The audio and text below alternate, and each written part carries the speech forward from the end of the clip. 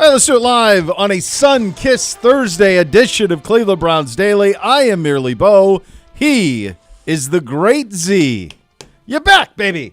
I'm back. I feel like I got so much sun I almost blend into the background. Look at here. your color. Yeah, I got a little bit of sun. Look at the juxtaposition of seeing an orb in the sky for several days consecutively and not. Although we had one good day. I heard that. We had one good day. Was it, Gibby, was it Tuesday? Tuesday was beautiful. good. It was good. It was 65, 60, sun. 66. Oh, God. Buddy Garrity was loping in the yard. Yeah, just having time of his excited. life. We had a little fetch. Real excited. Picked up 65,000 pounds of his feces. It was great. And then gone. And this is what you want. By the way, it's hard for me to believe it because as we got on our plane to leave on Saturday morning, it snowed out of nowhere, even though when I was pulling in from Indianapolis at around 7:30 on Friday night, it was 60 and raining. And by the morning, it was snowing. Yeah, that's right. So no wonder everybody's sick. And then I've landed, and it was snowing again. So you got in late last night. Yeah, like one-ish in the morning, yeah. And so when you deboard, it hits you. The second you take one step on the jetway, you're like, this is ridiculous. What have we done? What have we done? What are we doing? I declared winter over while you were gone. Declared it over. Wrong. Well, this wasn't sustained. This is all over by what, like Monday? Doesn't matter, dude. It's I think snowing we're back right up now into in March. What you declared is this is not going to be a long-term, multi-day month. You're going to have 2 or We're 3 done with days that. like this we're going to get more of. Daylight savings comes your way Saturday night. Oh, my gosh. Thank goodness. By the way, forward, dude. How about the fact that Musk is now tweeting, do you want longer days or shorter days? And he actually has the power now to just make it happen. They're just going to make it happen.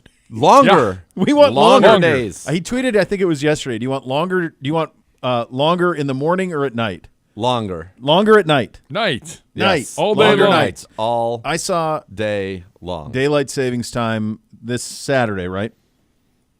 That where I grew up in Montana, it works out to, by the time we get to Sunday, just the idea that spring is coming, all of those things, an extra 100 minutes of sun. We're around 80 minutes of sun in the day by the change, but around 100 minutes. Yeah. It's crazy. It's a big deal. How are you? How was it? How'd you live? Good. God, you look great. The documentarian was in full She was effect, really ripping it off, all sorts of food. She's like, how come you don't post it? I said, because anybody who knows me follows you because you I don't need to repost. You do it all. You're an elite documentarian. You don't walk up to Kenny Burns and say, Kenny Burns' wife, and say, why don't you document more? Right. Yes. She says, because I am married to the best. Yes. Come on, Miss K. You're the best. Let's go. She is. She's tremendous. It was great. It was great. It started off a little bit not great, but we'll see what the resolution of this is.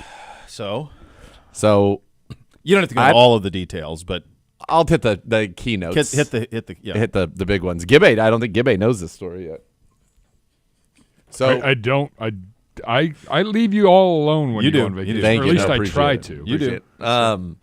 So Saturday morning, it had snowed again. So before we're going to fly down to Atlanta, we need to be de-iced. Now, we have a tight connection. I think it was like booked at 45 minutes. Oof. Here's the deal, though.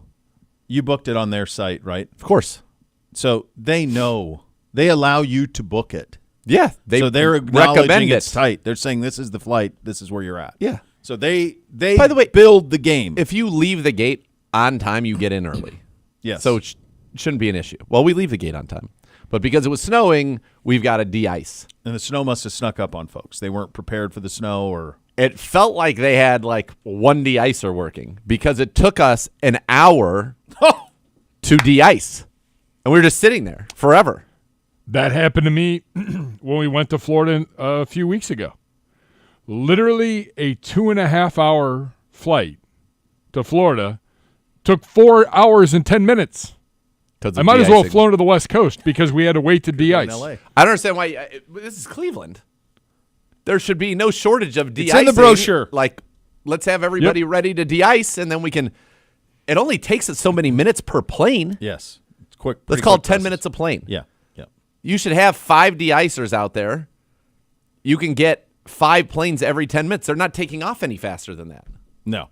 So, like, there'd be no delays with it. So, nonetheless, we're delayed. So now it's getting like it's getting antsy, but they're assuring us, okay, we're going to get there on time. Well, now we're not going to get there on time. Now we're going to be 20 minutes late, which gives us a 20-minute connection. But we're flying into the A gates and we're leaving from the A gate. So feels Atlanta, possible. Right? Atlanta. Feels possible. Some serious luminaries. Yeah. There are a lot of people in this building today. No, quite serious. That's probably as serious. It's on the short list of as serious as it gets walking by. Yes. Yeah. Yes. In this state. Yep, I would agree. Or the nation, yes. So we're getting Miss K very nervous. Long story short, we were supposed to land at, let's call it 9:15 for a 10 a.m. connection. Mm-hmm. We end up landing at 9:30 for a 10 a.m. connection. Okay, then we got to get back. Now, we get off this plane very quickly. They say, most people don't listen to that. No. Like, hey, and they listed the flights. They're like, these 3 flights all have connections in the next 30 minutes. If you are not on these flights, please sit down and just let them go. Did anybody follow, or did everyone just go to hell? I would say maybe 10% of people followed because everybody, most people. But we were able to get up. We moved, so we got off the plane as quick as we could. Turns out, because we were late, our gate at the A gate was gone. They fly into the T gates. So people are familiar with Atlanta. It goes T gates, A, B, C, D, all the way out to E. Now, T gates is just one gate away. So, but it depends where you are. Here we go. So we're there. So we've got 10 a.m. departure. We are off the plane with, I want to say, 21 minutes to go to 10. I'm like, babe, we've got to go. So we get out there, and mind you, folks, Miss K is with child. She's with child. Late second trimester. Like, this is not. This is little Zogs. She's got little Zogs. It's like a basketball running around. Right. So we're running, and at one point I say, listen, I'm going to go ahead. It's my move. I go ahead. I'll go ahead and get to the gate. And I'll hold it. Get here as quick as you pace. can. Yep. So from the T gates, we couldn't wait for the train, so you sprint down in the bowels of the Atlanta airport. For those who've been there, I get on 2 of the moving sidewalks. I am cooking. Yeah. Like, I have not run this fast striding out in a long, long time. Bobbing, weaving, it made me feel good. Made me feel young and alive. Adrenaline. So, and then I got to go up, and that escalator from the train a big boy. In Atlanta, like 2/3 of the way there, I was just like, took a pause, and then kept going. Got up to the top. Boom, we're at 24, which is not that far from the middle. Boom, booking it. I make it from our gate in the T gates to gate A24 in 6 minutes. Jeez, that's humming. Yeah, that's cooking. So I get to the gate. Yeah. At 9:45 for a 10 a.m. departure. 15 minutes before, good. It used to be 10 minutes. Now it's 15 minutes before. Yeah, you're safe. So I'm good. So I get there, plane's there. Oh, by the way, they decide we're going to actually leave at 9:55. Most people here. I'm like, wait a second.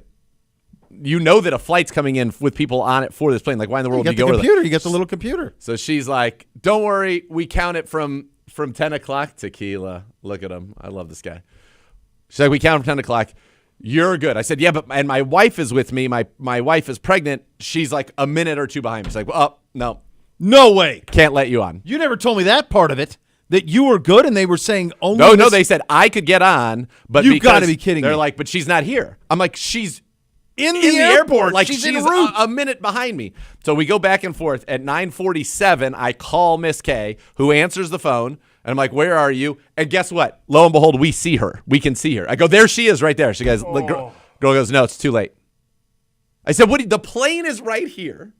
The plane's right here. You said I'm good. I said, this is my pregnant wife. Like, we're going on a baby moon. Like, you're a human being. I'm a human being. Like, this is not going to delay anything. No. You said you were going to let me on the flight. She's here now. It's now 9:48, and she's physically here. And she won't let us on the plane. And then she tells us, sorry, like, she just is not having it. And she's like, well, the best we can do now is book you on a flight that leaves at 4:30, and you'll get into Puerto Rico at like 9. And I'm just like, ma'am, the plane is still right here. Somebody just walks up from the gate. I go, and opens door. I'm like, the door is you can allow us to do this if you would like to do it. Like, please, will you let us do this? No, she won't let us do this. I was like, then I'm like, okay, I need to talk to like a supervisor. Supervisor comes. And my recollection of it, I wrote a whole long thing out to Delta that has the exact details. But at one point, I'm pretty sure the supervisor was there when she said, and I quote, because I was like, I go, ma'am, she's pregnant. She cannot run like I can. You knew I was here. She's 2 minutes away. Like, you saw her at 9:47. You made visual eye contact with her for a 10 a.m. flight that is right here. And she was pregnant.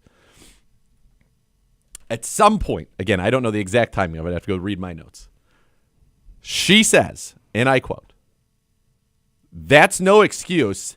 When I was pregnant, I would have made it on time." Wow. Someone really is looking forward to being unemployed for dropping that. So, like, I want to... And eternity in hell. I'm going to go ahead potentially as well. I'm going to go ahead and pat myself on the not back because lose it. Like, young totally. me would have ended up in prison. Yes. Wow, dude. And I'm just like, what did you say? Like, what? I'm pretty sure the lady must have been there. Rosa was her name, who was tremendous. The supervisor was tremendous. She is basically, like, we're telling her story. She's like, what? She's like, they have 5 minutes of leeway. Like, you totally should have been on this flight. Yeah.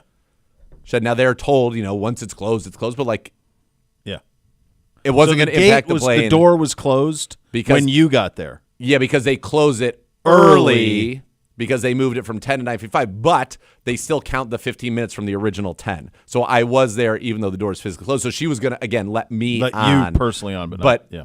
My wife, who's 2 minutes away, not. And she was well aware she's pregnant and made that comment, which was like.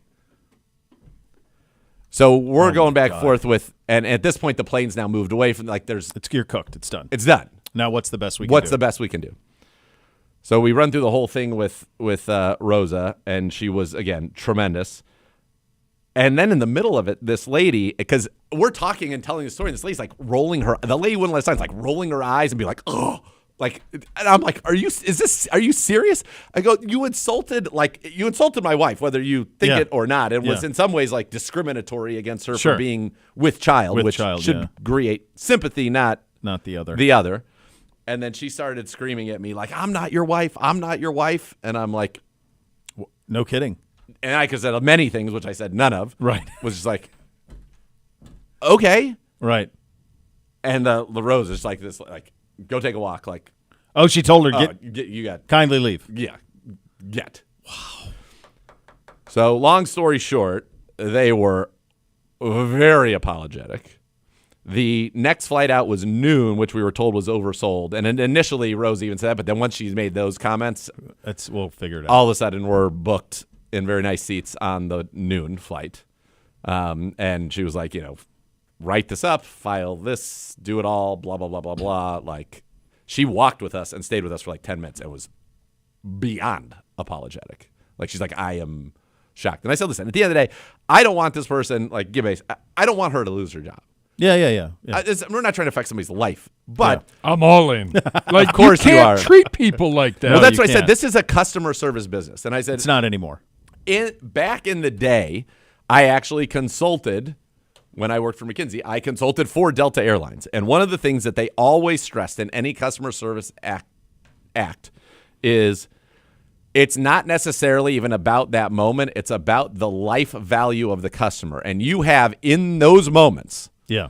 A situation where she could have been gracious, and then it makes me say, I would like to fly Delta always. They were human in the situation. They were kind, and that enhances, thus, my life value as a customer. The converse to that is you do something like that, and it's like, I don't even want to fly on this airline ever again. Now, because Rosa was so great, Delta's still very much in my good graces. But this was an appalling situation. Again, the supervisor could not have been better. Like, it was nuts. And Miss K, when you're with child, I don't know the experience. We don't, but women can be she's like emotional about this. Like, all of a sudden we're going on this baby moon, and we're supposed to be there, 1 in the afternoon, and now it looks like we're going to get there at 11 at night. Yeah. Like all kinds of badness. Wow. Anyway, so she makes it. Rosa makes it good. Ends up working out. It's all fine. But just like just a ludicrous situation. And then to be like rolling your eyes and mocking the whole thing. Okay. I did not know in the original telling of this, which we did via text on the day that it happened, that you were there and they were letting you on. Yes. That wrinkle to this story makes it even crazier. It takes it from a 9 to a 90. Yeah. On an obtuse behavior. And then her comment takes the comment that nukes it. All right, couple of things. Number one, I wonder if, because all of these flights are oversold, and someone who's in the industry can correct me if I'm wrong, but I wonder if they gave away one of your seats. No. And there was only one seat left. I asked that. No. But how could we prove it? Because Rosa knows. The supervisor was like, she was like, actually, there were 2 empty seats. Yeah, on your this plane. seats are on your seats are empty. This plane flew empty. Wow. That's crazy. Because I was thinking, like, well, maybe they gave one of them away, but there was only one, and so they could put you on, but not the other. No, it was literally because I was there and she was 2 minutes away. I know that their thing of, like, the doors closed, they can't, like, it's like turning a key on a nuclear submarine. Also not true. What the truth is, that's the way that they present it. They have leeway within 5 minutes, so they have discretion, and they would have to then explain it. Yeah. But she's like, this is a pretty easy one to explain. Meanwhile, there were within the time before 10 a.m. We're having art. There were another 10 people that came that were they had come after, they call it, let's say 9:52 to 9:56. They got there still before 10. We're all just like, goodbye. You're out of luck. Man. And those people for sure were not on the next flight. They were on. Lucky if they're on the last one. Lucky. Right. It could be losing a whole day. You never know. Yeah, it's a broken industry. You said that when you were talking about with McKinsey and how you consulted for Delta. The reason that they had to have that stance then is because there was true competition. Yes. There is not anymore. No. There are 4 main carriers. Then there's the other carriers. But oftentimes, in order to get we just don't have options anymore. So they don't have to treat you well. No. They're not in the customer service business anymore. They're in the money-making business, and they don't really care.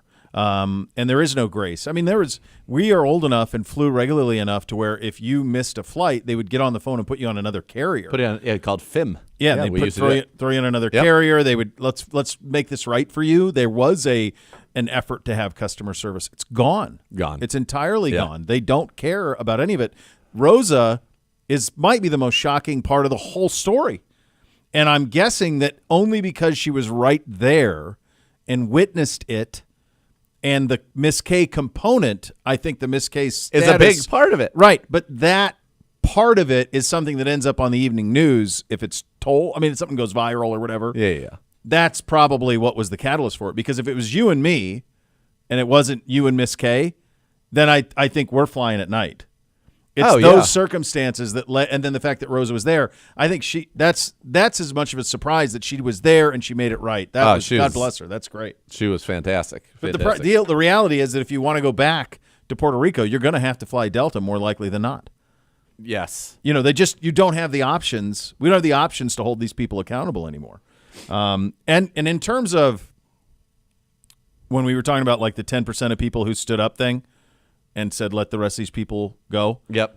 The airlines have created a Lord of the Flies environment where none of us, nobody is looking out for anybody else because they're not looking out for you. So you're asking passengers to be selfless when your entity is not. Right. So we're just behaving the way you do. Right. It was wild. Nonetheless, crazy. Worked out. We get down there. That's a hell of a story, buddy. The resort was fantastic. So wait, what time was the flight again? The original was supposed to depart Atlanta at 10 a.m. So what flight did you get on? So Rosa got us on the next one out, which was noon. Okay. So that's fine. That's fine. Salvage. You salvaged. We still had a wonderful first couple hours in the Atlanta airport. That's fine. We'll make it work. It's fine. Yep. And then we went down and we stayed the Condado Vanderbilt. It was electric. It was elite, first class, great hotel, great view, great weather, great city, great country, great territory, I guess, of the United States. Yeah. Love Puerto Rico. The people there were so great. The food was excellent. Weather was excellent. It was perfect. It was a perfect. I could not urge, not to be that, I'm not on the Puerto Rico Board of Tourism, but I could not urge people to go. It's very easy. You do not need a passport. It is a U.S. territory. The currency is the dollar. It makes everything very simple. Yeah. And it was awesome. Old San Juan is rich with so much history. Just incredible. It was better than I could have imagined. And I've done, Bahamas. I haven't done some of the, super, the St. Lucia's and the Kitts and St. Bart's and all of those things, which would be certainly fun to do. I thought it was fantastic. I really did. I thought it was awesome. Really, really cool. Well, and now I'm back. And you're back, baby. And now we're back. We got a lot. The NFL the last 24 hours has been bonkers. A lot going on. We have a lot of people in here. We have like national luminaries, and then we had draft luminaries.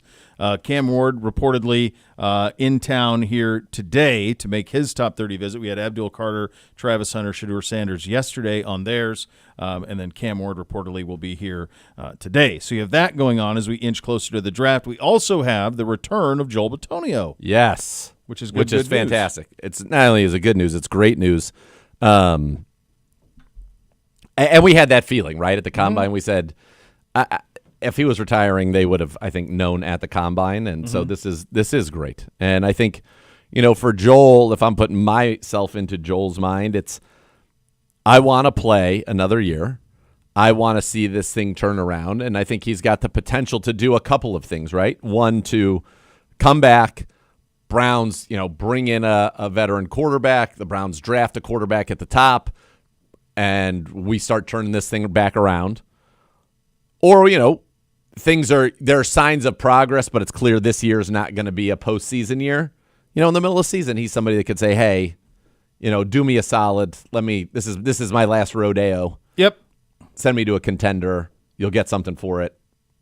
We all win, right? So I think that for Joel, it's still all on the table. And I love the fact, though, that his initial goal is to come back here with the Cleveland Browns and have us, he wants to be a part of us winning here in 2025.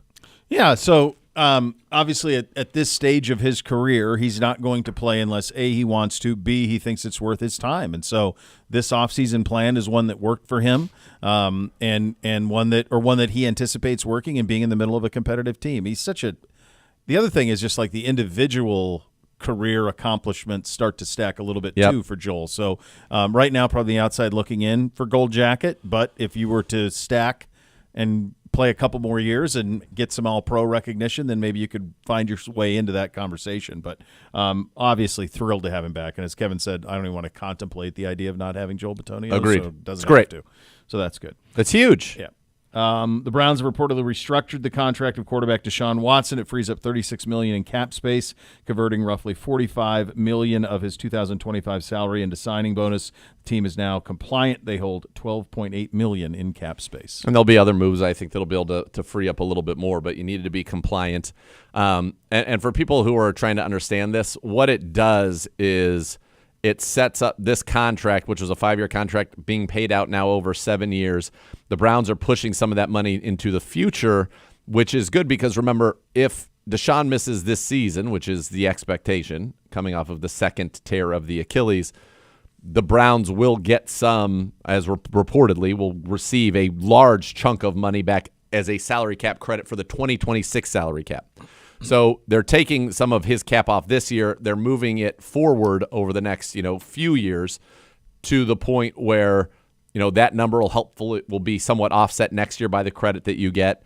And what it's setting up for is in the future, when the Browns decide to, part ways, that a post June 1st, 2027 would make this so that there really is not much of a salary cap impact on the Browns.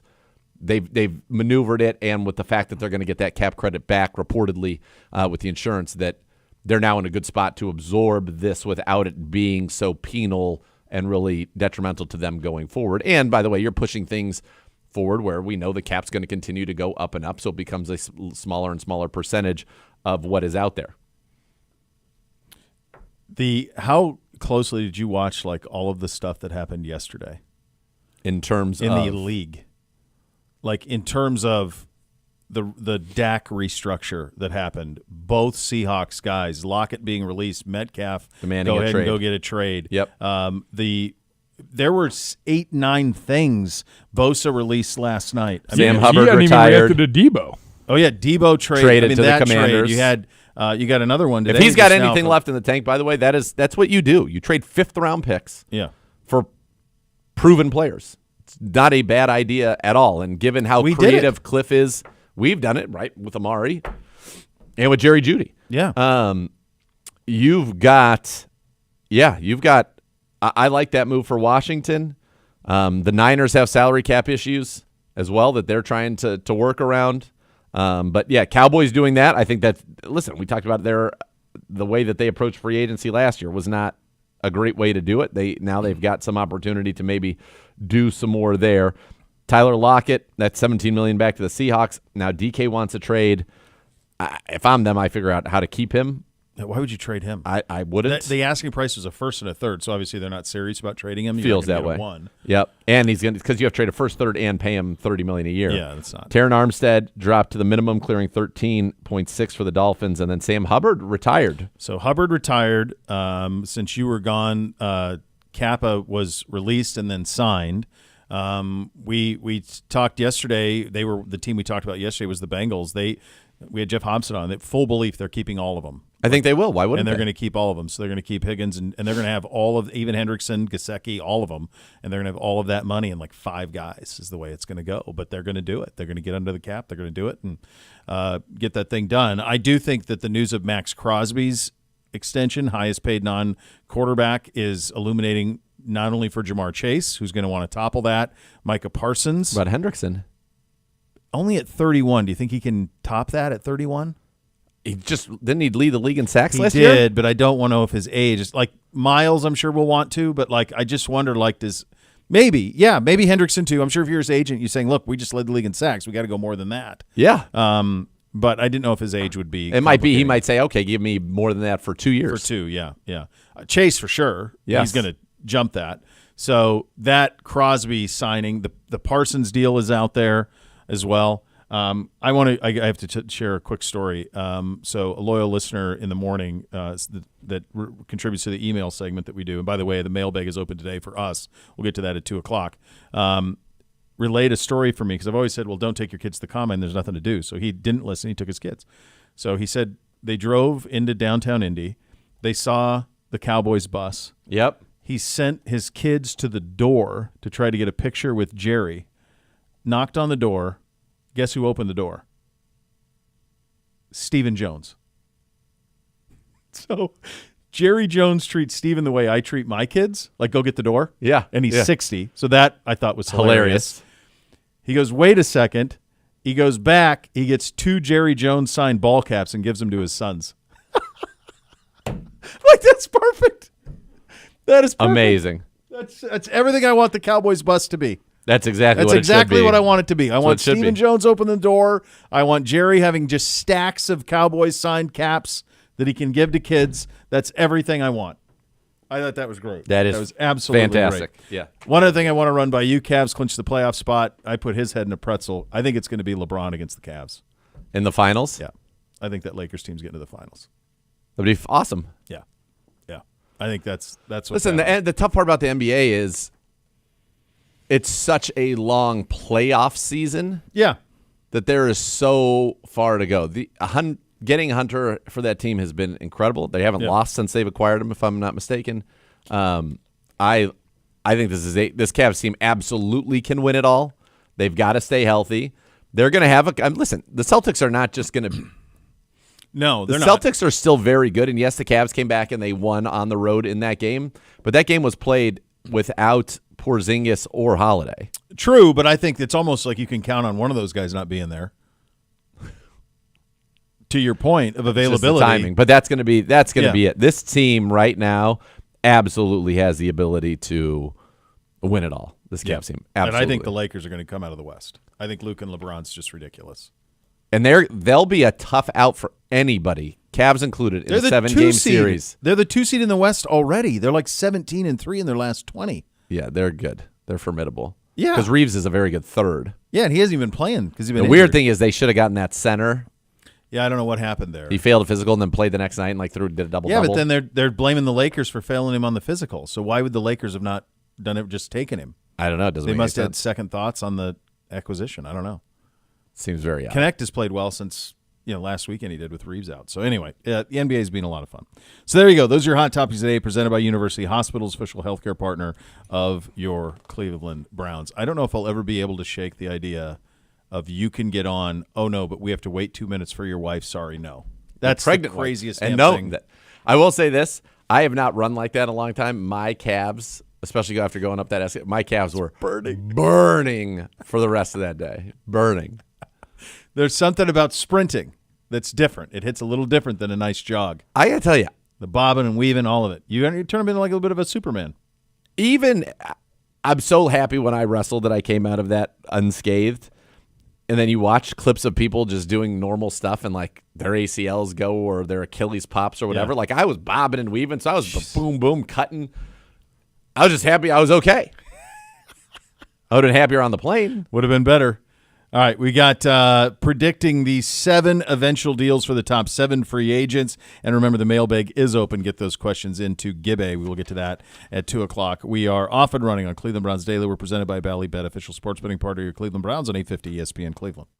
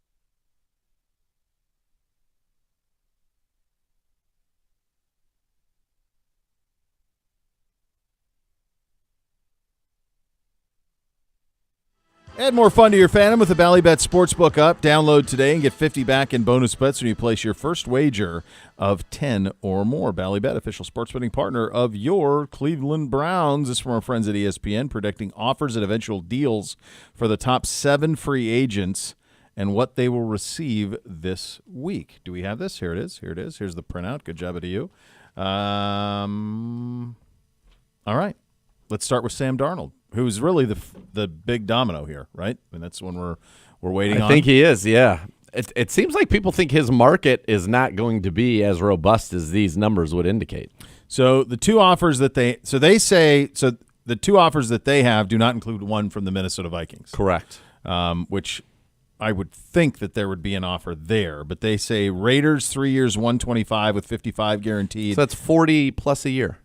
Titans 3 years, 120, 85 guaranteed.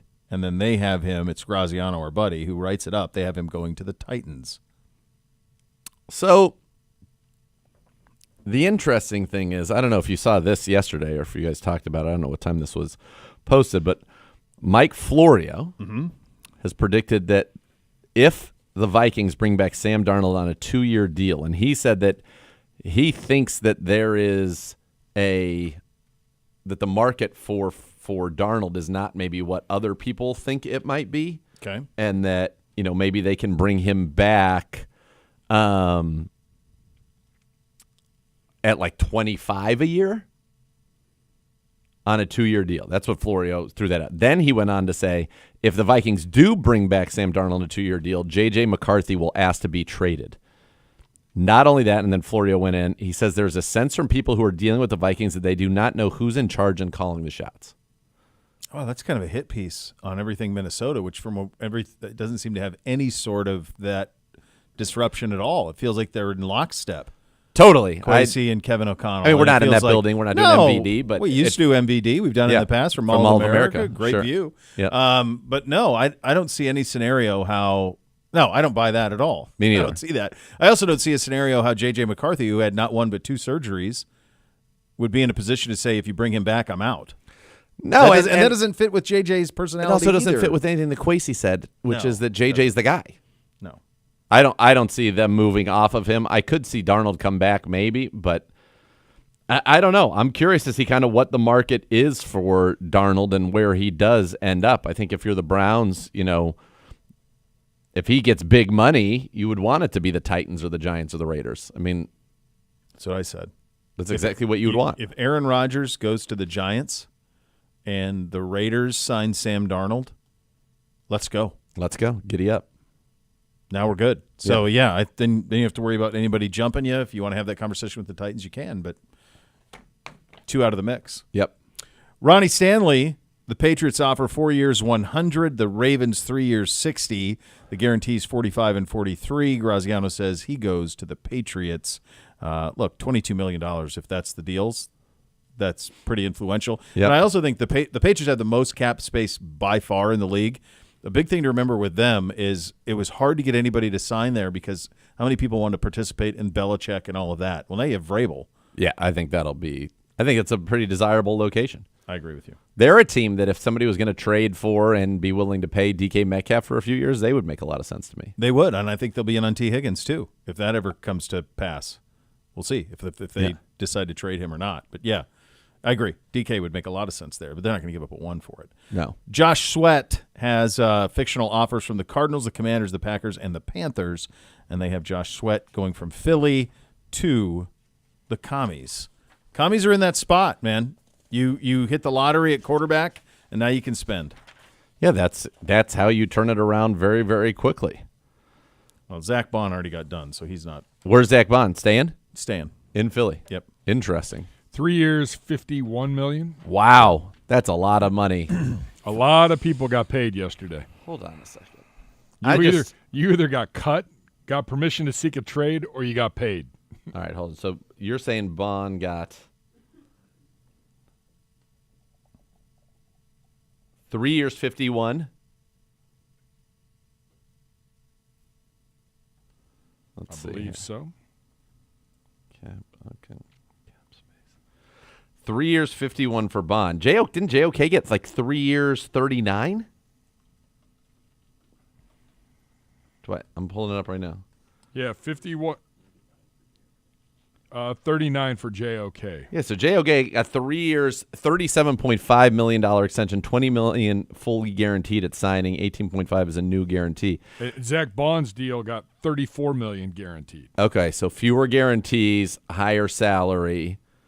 So I guess in some way, that's an interesting one to me because JOK, Bond was great. I mean, first team, no doubt, but that makes the JOK deal look fantastic for the Cleveland Browns. Obviously, the tough part is right now we don't know if JOK is going to be able to play for the Browns going forward. We haven't heard any updates on that.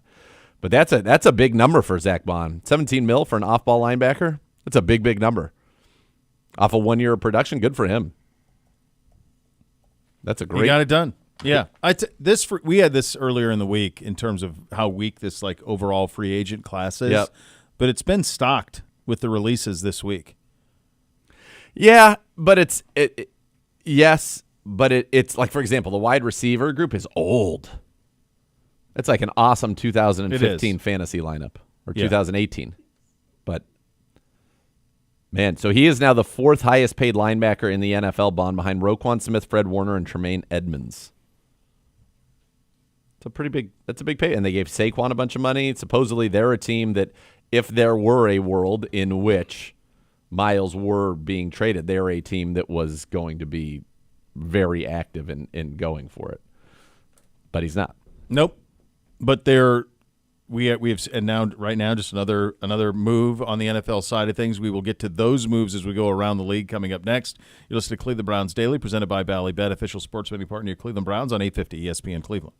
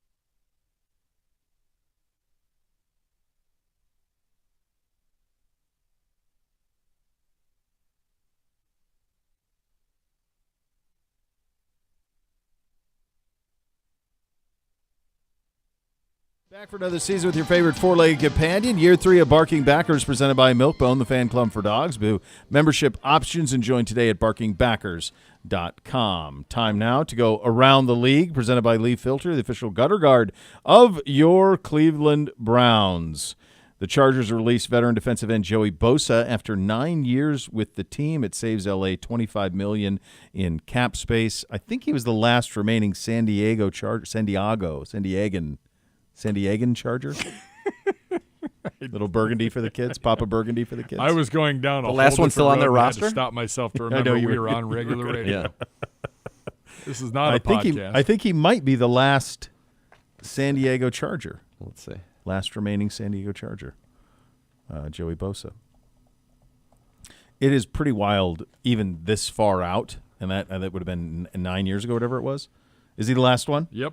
Longest tenured active player, the last remaining Charger who played in San Diego. San Diego. Man, that was last in 2016.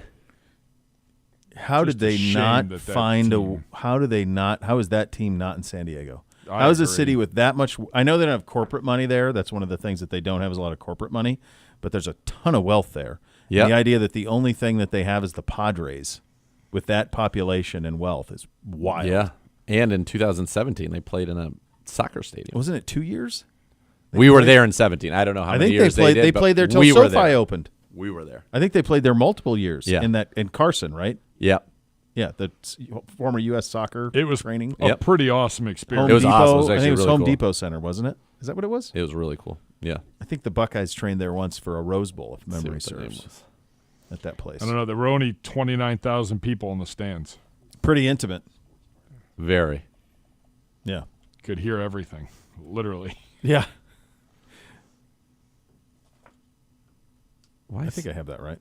Also today, this from Schefter, within the hour, the 49ers informed defensive tackle Javon Hargraves that he will be released on the first day of the league year next week. He will be a free agent as well. Where is Pedro on his Niners? Right now he's a little down on them, unfortunately. It was Dignity Health Sports Park is what it's called. That's what it is now? Yeah. It's a multi-use sports complex located on the campus of California State University, Dominguez Hills in Carson, California. 27,000-seat Dignity Health Sports Park, Stocker Stadium.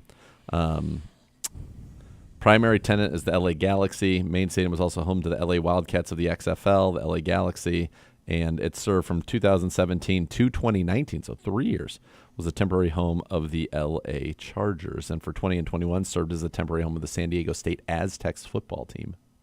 Wow, they moved up there while they built their new one. Because San Diego State played at the Jack Murphy or whatever. During its first decade, it was known as the Home Depot Center through a naming rights deal with the hardware retailer. In 2013, it was the StubHub Center after naming rights sold to this online ticket marketplace, StubHub, which is what it would have been when we were there. The current name from healthcare provider Dignity Health debuted in 2019. 2 days ago, I was on a heater like you wouldn't believe, just a memory heater that was just on fire. It was the synapses were firing. Tyvus was in here. It was Monday with Tyvus. That's what it was Monday. I mean, it was insane. It was crazy. Just the recall had it going. Well, you're a very impressive man. Well, I don't know about that, but the memory was firing on Monday. The compensation for DK Metcalf being asked, according to Diana Rossini, seems absurd to me. Agreed. A first and a third. No one's doing that. And then you have to pay him $30 million. So I don't. Yeah, right. I don't think there's going to be any of that. The Steelers, we'll talk about a little bit later in the program, revised the contract of linebacker Cole Holcomb, freeing up $4 million in cap space for them. They've got a lot of business to sort out over there in Pittsburgh, and they still got to land a quarterback. The reports are they have two that they've offered. Do you have something? Tyler Shuck is in their building today. T. Shuck, the QB out of Louisville. By the way, since this is not on here, I know we're going to talk Mitch Morse, who retired from the Jags, spent some time in Kansas City and in Buffalo. The Rams 2 hours ago agreed to a 1-year, $10 million fully guaranteed contract for Tutu Atwell. So that tells me that Tutu Atwell is going to be playing a bigger role with Cooper Kupp likely moving on there in L.A. Atwell coming off of a career-high 42 catches, 562 yards last season, former second-round pick. That feels like a big number for Tutu Atwell. It sure does. 1 year, $10 million, fully guaranteed. Yeah. Not quite like the shock of the Ravens deal that they gave to Odell Beckham Jr., but it was. Odell Beckham Jr. was at least like Tutu Atwell's never had 600 yards in a season. No. But wasn't that coming off of the Achilles with Odell? It was, but it's still Odell. Or the knee? It was, yes. Yeah. But it's still, he's still at one point, you're hoping that he can be great again. It's a hell of a start to the career for OBJ, and had 1,000-yard season here. So he got that done, which is it's very, very nice. Finally, the Jaguars center Mitch Morse has retired, spent time in Kansas City and Buffalo. So that is what is happening now around the league as people are starting to get. It's a much quieter day than yesterday. It was. I think heavy lifting yesterday, and today's kind of a get out of town for the weekend day, and then we'll have legal tampering beginning on Monday. We'll hit the mailbag coming up next. You listen to Cleveland Browns Daily, presented by Ballybet, official sports betting partner of Cleveland Browns on 850 ESPN Cleveland.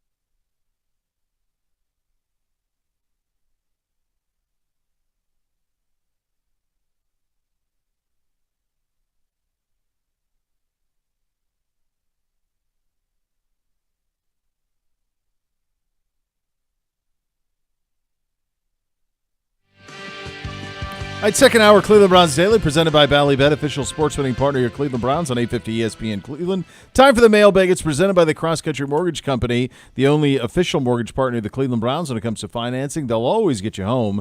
Visit ccm.com today. Equal housing opportunity, NMLS 3029. Hello, Gibby. Hi, boys. You can tweet your questions to us at Browns_daily. I love this person's name. Number one Jake Trotter fan tweets at us. Is it Jake Trotter? Trotter, is this your burner? It should be. I know they're becoming a big tweeter, that's for sure, to this station. So welcome to the party, guys. All right, then. I know the, quote, first Friday part, but why are Wednesdays also called the miracle edition of the show? Because the first Friday is a miracle. It's a beautiful thing. It's a miracle. Yeah. Yeah. It's a miracle. It's a mindset miracle. It's just that easy. Yeah. Silent Night. Night with a K. Okay. Question for Nathan. Now that John Cena is a heel, who would be a good matchup for him? Well, I mean, it's going to be Cody Rhodes is the answer. Cody Rhodes is going to be a great matchup for him. It is. We didn't even talk about this. It is the biggest heel turn in wrestling since Hulk Hogan joined the NWO. So we're talking. Wow. It is. It was so well executed. It was shocking.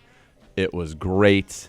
It was everything you could have wanted it to be. When The Rock set this all in motion, just absolutely incredible. I think we could see something on night one, kind of a replay of last year where you get like The Rock and John Cena against Cody Rhodes and Stone Cold Steve Austin in a tag. Yeah. Oh my and then God. night two, you would get John Cena against Cody Rhodes one-on-one. This is incredible. I'm all about it. I want John Cena to shave his head. I want him to grow a black beard. I want him to not sell any merchandise. Really lean in. I want him to have a new song, obviously, whether he wants to go to Bad Man or if he wants to go to Basic Economics. But that doesn't. Just a straight up new bad guy theme song, final bossy version of John Cena. It's great for wrestling. More people were talking about it than anything in a long time. It was awesome. Will you be going to WrestleMania? No. Sad. Where is it this year? Vegas. It's my daughter's birthday that weekend. Yeah. Artie's 17th. Is that her? Oh, 17? Mm-hmm. Not 18. Nope. Okay. Travis Vanderhorst.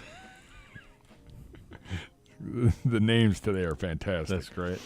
Knowing QB at number 2, what do picks 33, 67, 93 look like in your guys' opinion? Y'all are the best. Thanks, well, thanks. it's funny you mentioned that, Travis. Zagar and I are working on mock drafts here for Cleveland Oh, baby. We're back to writing. I said, hey, welcome back. By the way, you're writing now, too.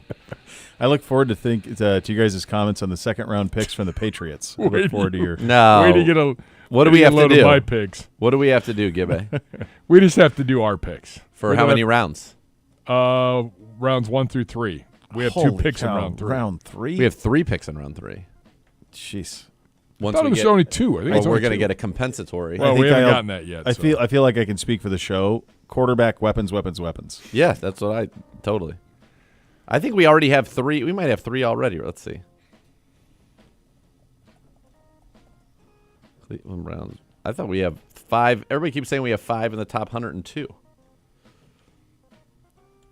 I'm only aware of 2 in round 3, but I do feel like they haven't announced the compensatory. So we have in round 3. Ugh, these are just people making.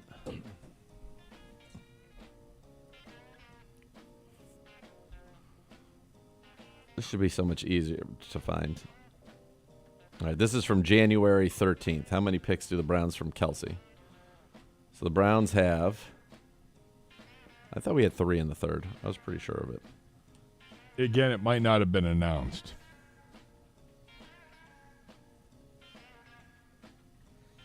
Riveting. I don't know. I'm pretty sure we have 3. We have our own picks. We have number 2. We have our own picks in rounds 2, 3, and 4. And we've got, or maybe we have 2 3s because the Amari Cooper trade, we got a third. And then we'll have, I thought we had a compensatory third, but I could be wrong. And then we have an early fourth, so maybe that's how it's 5 in the top 102. Yeah. I'm only going with 4 picks in our mock. Yeah, there you go. There you go. Dog pound Cleveland Brown. If you could take one past Browns QB from, quote, the Jersey, quarterback since the return, restart their career as a rookie and put them on our team this year and moving forward as the starter, who would it be, if any? Well, good grief, Deshaun Watson. And then the second one would be Flacco. Flacco's borderline gold jacket. You mean saying you get him as a rookie right now. He paratroops in as the number 2 pick in the draft. Deshaun Watson coming out of Clemson. Joe Flacco coming out of Delaware. It's Watson, Flacco, Couch, and Baker. Yeah. Couch is the craziest piece of clay because you just don't know. Yeah. He never got a chance, That's the thing that, he went to that expansion. Speaking of Kentucky, we're playing NBC at a 3-on-3 tournament at Western Reserve last night. 3-on-3, fun. It was fun, yeah. Finished second.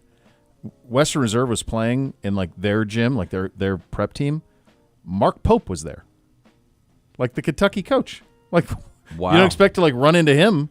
But there he was, and I guess they have a junior who's a 5-star top player in the country. Well, I read somewhere that one of the top high school basketball coaches in the country is going to the Spire. So Montverde in Florida, that coach took a job at Spire. Spire's just they're basically doing IMG is what they're trying to do. So they're going to be on the Nike circuit as a prep team, and they're paying him lucratively to take that job. He's won 12 national championships. Yeah. Well, I think that's where Cooper Flagg went for one. Did he go there for 1 year? I think he did. I believe he did. But yeah, so they're trying to do that. Have you guys been up there? The Spire? Yeah. Oh yeah, it's a complex. No. It does. It defies logic. Yes. When you go up there, they have the Cavaliers court. I think from when they won it in 2016 is up there. The actual court. They have it's huge. I mean, you can't believe the scope of it. Correct. No. And it defies logic. And I think they're doing some Olympic training there. They always used indoor, to, But it's all athletics. There's no academic component at all. Right. So. Browns backers, North Jersey. How much of a previous season's tape goes into consideration for a draft prospect? For example, Cam Ward came back to college because his draft grade was low. Now he's in the conversation for number 1. Flip side is Ewers, who was very high in 2023, but now much lower. That's a good question. I asked this to somebody at the Combine about, I can't remember who it was, but how does Cam, it was Dane. I said, how does Cam Ward go from you're not good enough to be drafted to you're going to go in the top 2 picks in this draft? How does that happen? And he said something pretty obvious, which is he improved. And it's kind of the same with Burrow. Burrow coming out of his junior year at LSU is a mid-round pick. After his senior year at LSU, he's the absolute number 1 pick in the draft, and that guys just get better. The other thing in terms of the Ewers part of it is habits that you see maybe a little of as young players become who they are as older players, and I think that's what happened to Quinn. I think that when people talk about that, what they're looking at is how does it improve? What were the things that they needed to work on? How did they improve? It's the most recent is what you watch, but what you're wanting to see is the things that were good in the previous years continue, and things that maybe weren't as good, you want to see those be addressed, and that's really what they're looking for. But it's much more about your most recent year's tape than it is. But you do look at the whole, body of work, obviously. From Love a Dog today, asking for Uncle Bo and college football Nate's evals of this year's class of Buckeyes. Best fit for the Browns. All of them. I think they got 12 pros probably in this group. I don't know if they got a super duper star at all, but I think they all can play. I'd love to have a Mecca Bucket here, top of the second round. I'd love that. I think Quinshon Judkins would be a hell of a fit. If he gets to the third, I know he had a great combine. I think TreVeyon Henderson. What about TreVeyon at 33? He was that was Jordan Reed's pick. Did he have him there? Yeah. I mean, I don't know if TreVeyon's an every down guy. He's a weapon, but I don't know if he could be an every down back. For what Kevin likes, I think Quinshon might be the better fit. one cut, get upfield, let's go. I think that you can find I would be fine with the Browns drafting 2 running backs. Now we didn't talk about this at all. That happened while I was gone. I think was just that it kind of there was Mary Kay reported that it looks like this is the end of Nick Chubb in Cleveland. So we talked about this. I can't remember if it was yesterday or the day before. The year we talked about it. Yeah, and I was like, well, is that is she pontificating that? Or I don't know. I don't know what it is. Like AB was pretty straightforward. That look, his contract is up. And he is a free agent, and who knows what happened? I mean, I don't think Nick Chubb's being thrown out the door. I read it at the combine. This was just the way that I read his comments, and was that coming off of the catastrophic knee injury, coming off of another injury last year, knowing that his tape last year, you could tell he was not Nick Chubb again, but we thought it was a 2-year injury, that it's very difficult to understand what the actual market is, especially in a loaded running back draft, right? What the market is for Nick Chubb. So you're going to allow Nick Chubb to go to the market and establish that, and then you I think would have an opportunity to match that. I don't see how he gets a big deal. I could see him getting a very low minimum with a lot of incentives. Yeah. If that's the case, I definitely think he should be a Cleveland Brown. I mean, I think he's so important. He's literally right there on the biggest piece of art in our building. Yeah. I think that you see just the fan reaction to even the possibility of it. I think you draft Travion, and all of a sudden your backfield is, you bring back Nick Chubb. He's kind of the hammer. And you hope that he's actually back to being Nick Chubb. You have Travion and Jerome Ford. That's pretty good. Jerome Ford's a home run hitter, too. Yeah. That's a pretty good backfield all of a sudden. And with a young quarterback, it is helpful. No matter how good they are, it is helpful to have a good running game. And you think about, for example, in Washington, they had Brian Robinson, who was kind of the hammer. Yep. And they had Austin Eckler, who was, can catch it, more of a weapon. And certainly he's not nearly as explosive as Travion.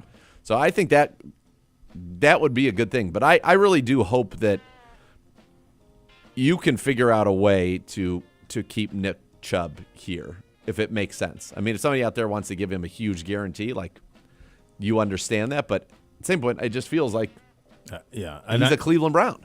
Yeah, just with the injury stuff, who knows?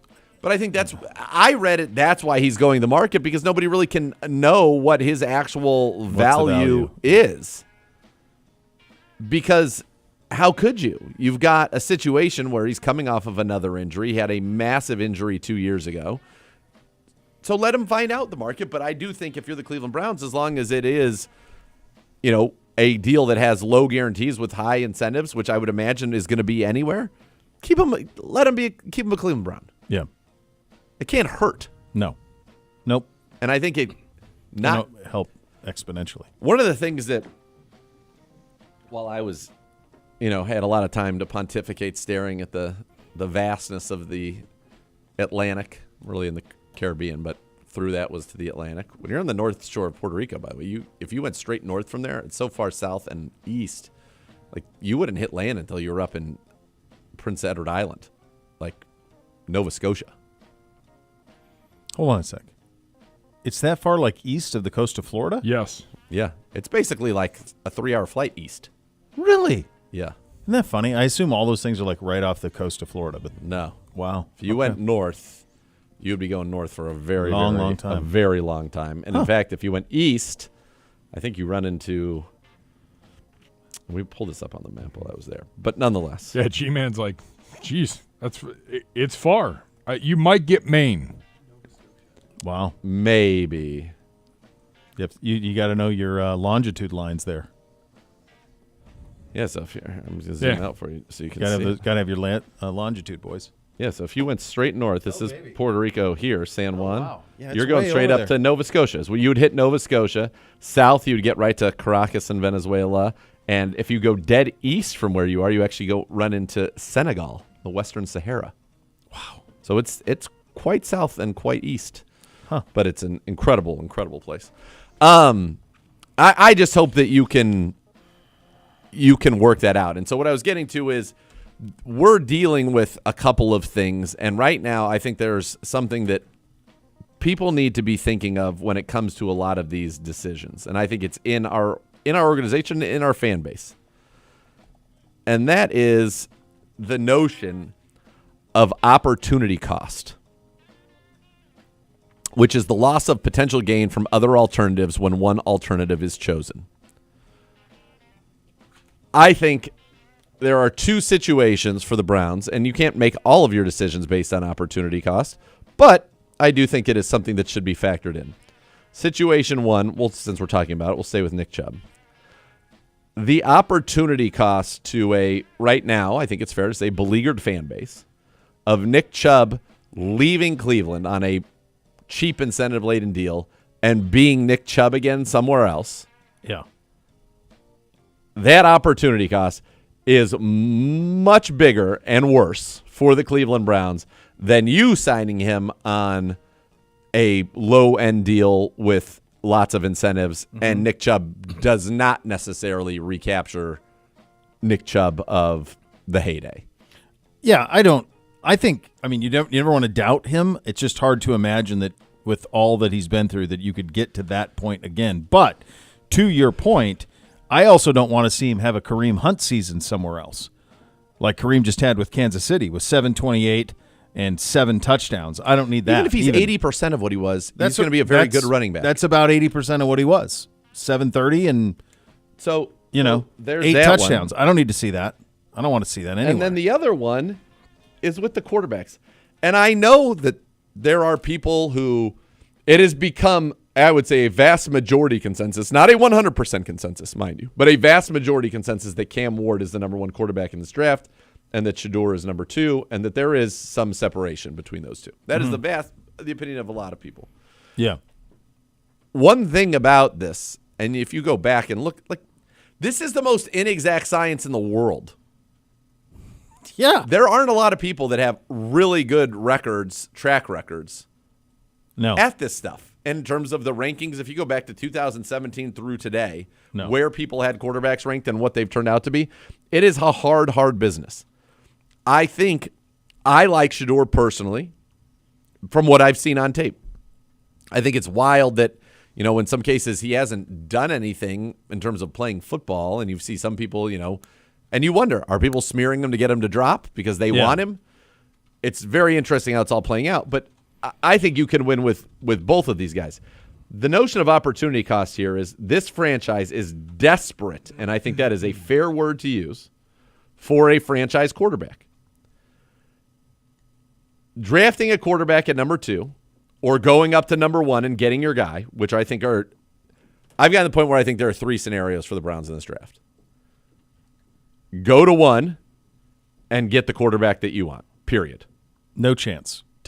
Leave it to no chance. Go number 2, you draft the quarterback at 2, and you probably have a preference for 1, and you hope that the Titans don't like any of their trade offers enough to risk it, and so they stay at 1 and they take, let's say, Abdul Carter or Hunter or whatever. They don't take quarterback. You still get your quarterback there. Or you do feel comfortable enough with Shedeur or Cam, depending on who your 1 is, that you get them at 2. Yeah. And to me, the only other option is you go from 3 and you have to go back, and you have to try to get as much as you can. Now, what are you going to be able to get? I don't know. But to me, staying at 2 and drafting a position player is a tough sell, because in my mind, Nathan Zagura's mind, this asset, the number 2 pick, has to lead directly to a real swing at a franchise quarterback on a rookie deal. Mm-hmm. And if you don't get anything at number 2 other than a position player, I don't think it puts you any closer to doing that. No. So that's where I'm at with it. And the opportunity cost, let's say the Browns, everybody who's so afraid, I don't like Shedeur, and I've had people be adamant about it. Dude, first of all, nobody's going to know who's right for a few years. Yeah. Second of all, where somebody ends up is very important. I think this is a good place for Shedeur Sanders. The opportunity cost of us not taking him or Cam Ward and them going somewhere else and turning a franchise around is so much greater than us taking them and them not working out. That leaves us right where we are. Yeah. Whereas the converse is, oh man, this we could have done this, and we failed to do so. I'm confident in Kevin Stefanski, Tommy Rees, and Bill Musgrave as a quarterback incubator, as that group. So I just think they're and we've seen some movement in some of the mocks now, but then we see Charles Davis has quarterbacks go 1, 2, 3. Buddy, this is silly season. Penix and Bo Nix, and everybody I think would be thrilled if Penix or Bo Nix was our quarterback right now. Yeah. None of them were talked about being first-round picks at the Combine. No. I figure we'll just take this another couple minutes and then stack to our guest from. Go right ahead, Pittsburgh. You're the head honcho. Preston. Yep. Fact and question time. Oh, boy. Fact. Puxatawny Phil is abysmal at predicting weather and should be removed from all weather-related activities. Nobody's good at predicting the weather, by the way. These apps, nobody knows. It's ridiculous. Question. How would you create the perfect NFL draft prospect using traits from existing NFL QBs? I mean, peak Mahomes pretty much does it. Yeah. I mean, he's a cheat code. I think I don't know what more you would need. I mean, when he's at his best, he's got the strongest arm. He can throw off of any platform he wants. He's entirely creative. He's more scrambly than people think. Elusive. He's clutch.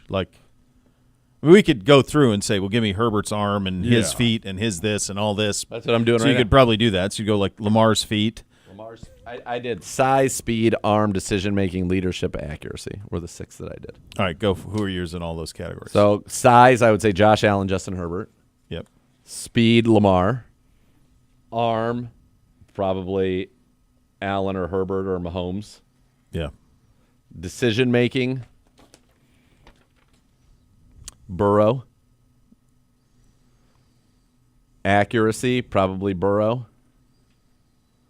Leadership, I don't know. Mahomes is kind of like leader, clutch, all of that. Yeah. I mean, most of those guys have that in spades, like Lamar, those guys. Lamar, Allen, Burrow, all those guys kind of have that through the roof. I think if you had Joe Burrow and he could run like either Allen, Lamar, or Hurts even, be that kind of like a short yardage goal line weapon and be. I mean, Burrow is pretty much, if he were to be healthy, he's kind of the closest thing you have to Brady. He's got the size, he's got a plenty good enough arm, he's really bright, he throws it where it's supposed to go, he makes the right decisions. He just has been hurt a lot, but when he's right, he's kind of all the things that traditionally you want from a quarterback. Yes. Allen is the one, he offers the different thing in terms of his size and ability to take on hits and all of that stuff, and he's got a cannon. Lamar is a total outlier in terms of his ability to run the football. Herbert's he's kind of in that to me. He's like 90% of Marino is kind of what he is. That's kind of what his game reminds me of. But Mahomes that's kind of all of it. Yep. It's kind of Mahomes. And what you have heard from as it relates to, Shador is that he is kind of his good traits are good traits of, Burrow, Breeze. That's what he's going to, that's where he's got to be. That's what he's got to that's how he's going to win more often than not. And those are the things that I think why these meetings are so important when you get and really having a guy who coached in the NFL, was the NFL Assistant Coach of the Year as an offensive coach on Kevin Stefanski's staff as his last season's coordinator in Colorado, we're going to know everything there is to know about him. Yes. I mean, we keep saying that. Like, we're going to know these two quarterbacks better than anybody else in the league. Yes. I mean, you think about Glenn and his relationship with the University of Miami.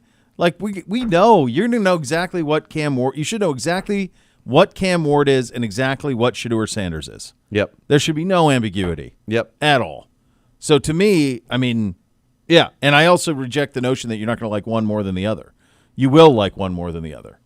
And if it's a little percentage, go get the one you want. Yep. Sophia, what's the best pasta shape and why? That would be the G-Man's lady. That's the G-Man's lady friend? Oh, we had a great time in the comment. We haven't even gotten to talk about any of that. No. Great. Loved meeting her. She's Lovely awesome. woman. G-Man was on and I'll lump you in this, what I would call the BZG, the Bo Zagura G-Man, our alliance is strong. Oh, God. It's strong. What's your favorite pasta? Let's answer Sophie's question. Long noodle, bucatini, short noodle, rigatoni. I like an angel hair. Can't go wrong with an angel hair. I like the angel hair. I like how I get the meat distribution. It's not as filling. And I like it doesn't the angel hair. have, like to me, I like to have a little bit of that al dente snap, and you have none. You can't get that. You get none of that. No, you don't. No, I like it. That would be mine. And then I don't know what they're called, but the ones that are the fusilli, Jerry. Yeah, those guys. I like Rotini, those guys. Yeah, rotini, those guys, because then you gotta can go to break. You can get the little treats in there sometimes. Yeah. All right, we continue our off-season preview, in-season review. Mike DeFabo, Steelers beat writer for The Athletic, going to join us on that coming up next. You're listening to Cleveland Browns Daily on 850 ESPN Cleveland.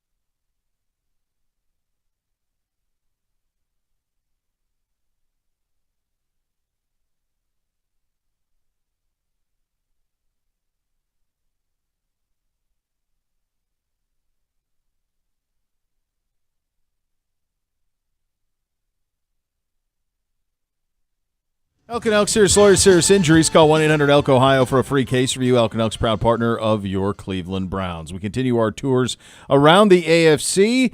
Off-season preview, season review. We are on the Twisted Tea hotline presented by Twisted Tea Hard Iced Tea, official sponsor of your Cleveland Browns. Keep it twisted, Cleveland. He is Mike DeFabo, senior Steelers beat reporter at The Athletic, and he joins us there. Mike, thanks so much for taking the time. I guess let's just start with what are they going to do at quarterback? Man, I can't tell you how many times I've been asked that question since the season ended, but it looks like we're finally going to get an answer before too long. So here's what we know. Art Rooney, the team president and owner of the team, after the season came out and he said it was his preference that the Steelers re-sign either Justin Fields or Russell Wilson. So then at the Combine, general manager Omar Khan echoed those sentiments when he said basically the same thing, but he also added that they had to keep the door open because obviously both of these quarterbacks have a decision. So what this tells you is that the deadline is coming, and if the Steelers don't want these guys to reach free agency and they don't want them to test the market and perhaps get into a bidding war, they're going to be incentivized to get a deal done, maybe over this weekend or, as soon as Monday. And, my sense or my guess or my gut reaction is I think that they're leaning towards Justin Fields.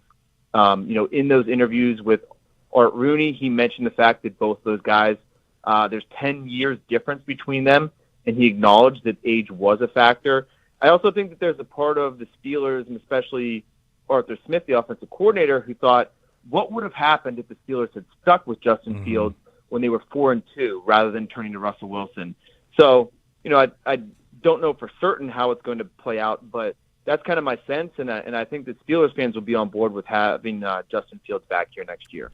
Yeah, it's kind of. I thought it was shocking at the time that it wasn't. They weren't staying with Justin Fields, and that it's not a done deal already. Because I do think Justin Fields, given his age and his talents, is somebody that if he does get to free agency, there will be competition for the Steelers. If let's say it's not Russell Wilson, Justin Fields were to hit the market, what's kind of in your mind? What's the next plan for them? Yeah, I think that that's the reason why they're saying that. It's going to be one or the other, right? Like, why else wouldn't you come out and say, we want Justin? Because if you were to say, we want Justin Fields, then Russell Wilson is going to say, okay, fine, well, I'm going elsewhere. And if Justin ultimately goes to, let's say, the Jets or something like that, then you're crawling back to Russell Wilson, begging him to come back. And that's not a good situation, and that fractures the relationship. So, if it's not Justin, I think the next most likely option would be Russell Wilson. If it's neither of those two guys, that's where things start getting a little bit crazy. It seemed like Mike Tomlin has always had a lot of respect for Aaron Rodgers. And even though Aaron Rodgers is 41 years old and not the same Hall of Fame quarterback that he once was, maybe the thought process would be similar to last year when they brought in an aging Russell Wilson, and he clearly was a diminished version of himself. If it's not Aaron Rodgers, then you're really kind of going to the bottom of the barrel and really opening the door to all options, whether that's looking for a guy like Kirk Cousins who might get released or traded, a guy like Derek Carr who might get released or traded. Further down the line, do you just go with Daniel Jones and just get through the season and hope that you get to the 2026 draft and have a high pick? So that's why, Justin Fields is not a great option, but this is a really poor quarterback class for the rookies, and the Steelers aren't going to be in the mix to get one of the top guys. This is an underwhelming free agent class. So of the available options, Justin Fields is your best one. And I think they will eventually get that done, but you never know until they finally sign on that dotted line. Mike, he's the best he's really the only long-term one, right? This is a guy who was a first-round pick. It obviously didn't go well in Chicago, but he flashed. What do you think it would, if it is him, and I'm guessing the fan base would be at least somewhat excited about that, what will Arthur Smith do offensively to take full advantage of everything that he is? Because it felt like last year it was like, yeah, you can drive the car, but don't shift out of third gear. That's absolutely what it was. That's a great analogy because you look back and from the raw numbers, Justin Fields had the best year of his career as a passer. You look at EPA per attempt. You look at completion percentage. You look at the fact that he cut down on his turnovers significantly. He had just one interception in those 6 games that he played. So Arthur Smith did get the best out of Justin Fields, but the way that he did so was a really conservative game plan. where a lot of short, quick throws, a lot of throws to the sidelines, not a lot over the middle. They took full advantage of his running ability, and then they just realized that bombing the ball deep to George Pickens is often a good play in their playbook, and they did that a fair amount as well. So what I would really like to see the Steelers do if they choose Justin Fields is to go all in on Justin Fields. And what was the reason why he was 11th overall? It's not because he can read defenses at a high level or because he has some incredible arm. It's because of those legs and that mobility. And often last year when Justin Fields was the quarterback, he was the most dynamic offensive weapon that they had. And so, I look back to within this division what the Ravens did with Lamar Jackson early in his career, where they completely built an offense around Lamar. He was the only one, or there had to be not very many guys like that could run that offense. And so, we know the Steelers have invested heavily in the offensive line. They drafted tackles, back-to-back picks in the first round over the last 2 years. They have a second-round center in Zach Frazier. They want to be a run-heavy team that wins the line of scrimmage and therefore wins football games. So I think continuing to lean into that with more design quarterback runs and other, different wrinkles within the run game, I think would be really prudent. We saw a bit of it. We saw like a quarterback counter. We saw a spread triple option a couple times that the Steelers ran. We saw a sprint option that Justin Fields ran. So there's a lot of creative things you can do, and I do think that Arthur Smith would be intrigued at all the ways he could tap into that unique skill set that Justin Fields does have. See, that's what's interesting to me about it from the Steelers' perspective is that everything that you read or in conversations I've had is that Justin Fields drives Arthur Smith crazy because Arthur Smith is about his scheme and about scheming guys open, and the layups need to be layups, and that isn't Justin's skill set, and that is a great source of frustration for Arthur Smith. Do you think that they will be able to work that out? Because that's kind of been the knock on Justin Fields. Out of structure, incredible, running incredible, but when you're talking about in-structure throws that, NFL coordinators and coaches need to be the bread and butter, or at least the backbone of an offense, they don't have. Yeah, I completely hear you on that because, for example, simple things like screen passes to running backs were inaccurate, and therefore they started taking those out of the playbook, or just started not calling those nearly as much. Or like a quick wide receiver screen, Justin is not very accurate in those situations, and so they called very few of those. And so they definitely do have to work around some of those limitations. And one thing I'll say with Justin is, like, when you watch him play and you watch him live, he'll scramble for 5 yards and you'll think, wow, that was an incredible play. But really, when you go back and watch the film, he doesn't throw with anticipation and accuracy very much. And because he doesn't throw with anticipation, he's missing that window, and then he has to, as a result, scramble outside of structure and create something with his feet. So that'll be the challenge for Arthur Smith. And I'll say this about Arthur Smith. He prefers to, throw the ball over the middle to those tight ends. That's one of the staples of his game. Russell Wilson didn't do that at all. And so he worked around Russell Wilson's limitations, and I give him credit for that.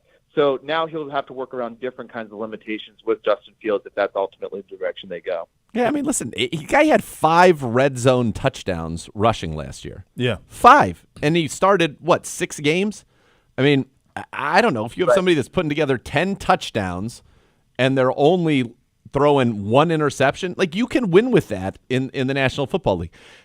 Is it, and this is kind of the quandary I think the Browns are in. The question is, with Justin Fields, can you operate an offense that will end the drought that the Steelers are in, right? And what I mean by that is they have been a very competent team, but they have not won a playoff game in many, many years.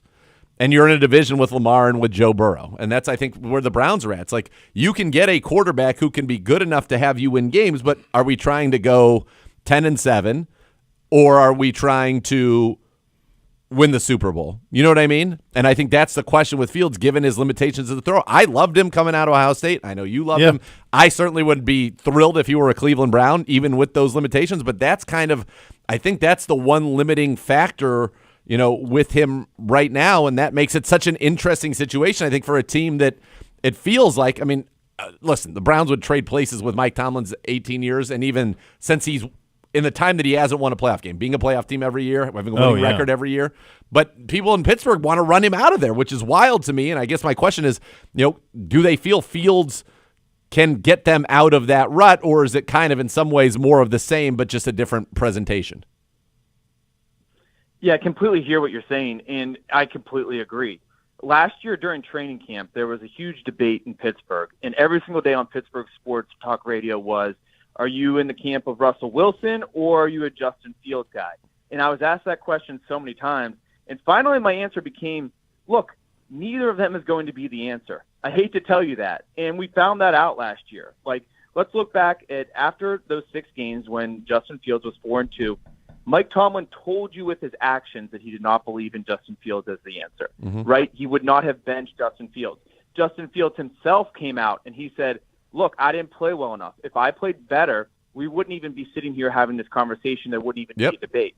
Then at the end of the year, Russell Wilson loses 4 consecutive games to close out the year and then flames out in the playoffs. That's 5 in a row. In those 5 games, they scored 14.2 points per game. Mike Tomlin in his end-of-season press conference comes out and says 14 points a game isn't going to get it done. So if Justin Fields was not your answer in the middle of the season and Russell Wilson wasn't your answer at the end of the season, why would either one be the solution now? Unfortunately, only because the other options are even worse.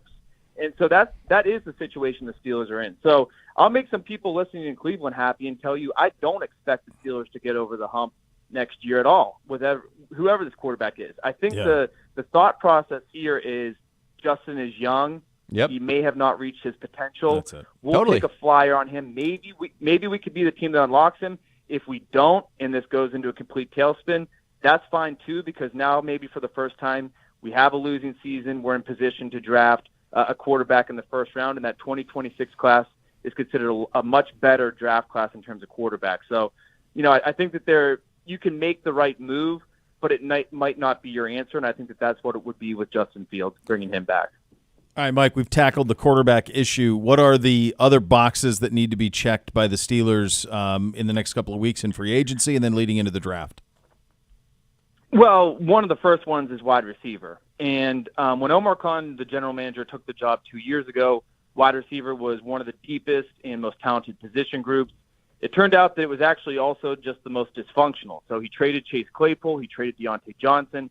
Now the only reliable receiver left is George Pickens, who, as Cleveland Browns fans know, famously for getting in a fight at the end of the game, wrestling match in the end zone. Yes. And that's just one of the many antics that's gone on with George Pickens. And so the Steelers really are reaching a crossroads with him, where he's entering the 4th and final year of his rookie deal. Traditionally, when a player performs on the field as well as Pickens has in the Steelers organization, it would be a no-brainer. Right now, they would be talking to his agent, getting the deal done, making him a Steeler for long term. But I don't expect that to happen because it's just been so repeated with Pickens, and it's gotten to the point where even Coach Mike Tomlin, who often sticks up for his players and has defended Pickens, last year publicly came out after the game against the Bengals when George had 2 unsportsmanlike conduct penalties and said, look, this guy needs to grow up. That was the quote. He needs to grow up. So, one way or another, whether you think you could still get Pickens back on the rails and he's going to be a Steeler long term, or if you think you might trade him this offseason or that you might just let him play out the string on his rookie deal, you have to address wide receiver. So all of the wide receivers that become available via trade are at least something the Steelers are considering or need to consider.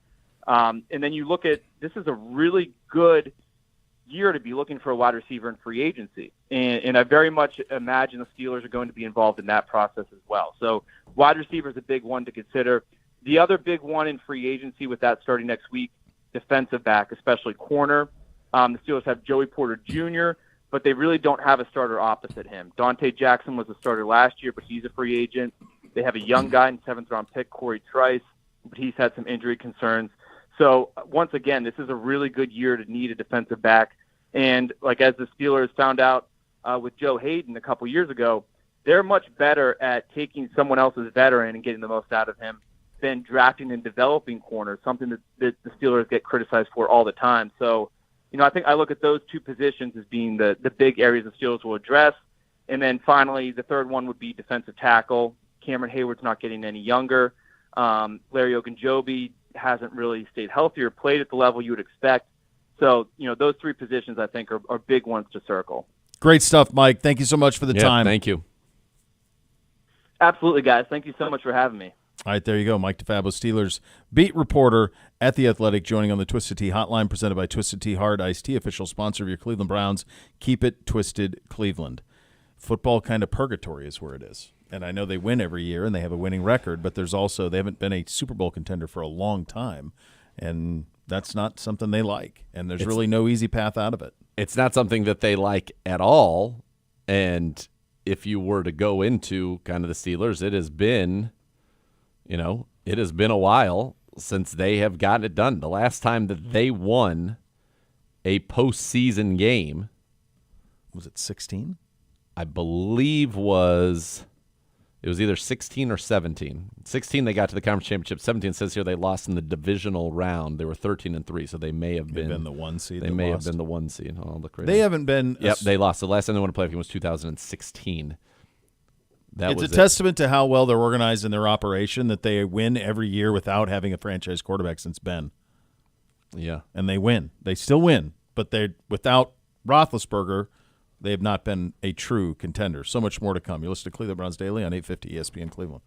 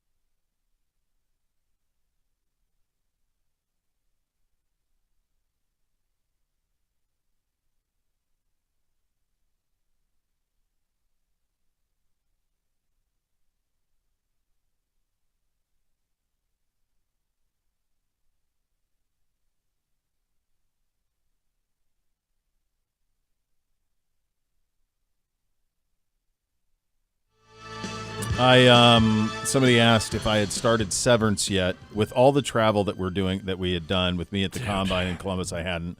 And I also feel like it'll get wrecked if I don't watch White Lotus when those episodes drop. Okay. So I'm watching that, and then I watched 1923, which first is good. 2 of that, because those were coming in real time. And then I have the Severance carrot that is out there. Tonight could be the night, though, because I'm all caught up on the other stuff, and I'm free. Dude, it is. So I'm looking forward to it. Again, the first 3 episodes, you're kind of going to be like, it's not very fast. You might not know what's going on.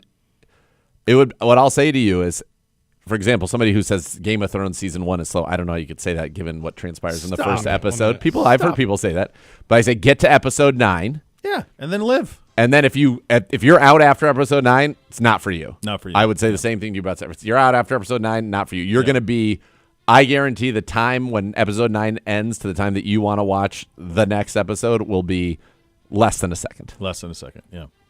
And people who watched it in real time waited almost 3 years, which I can't even comprehend. That's how I always felt.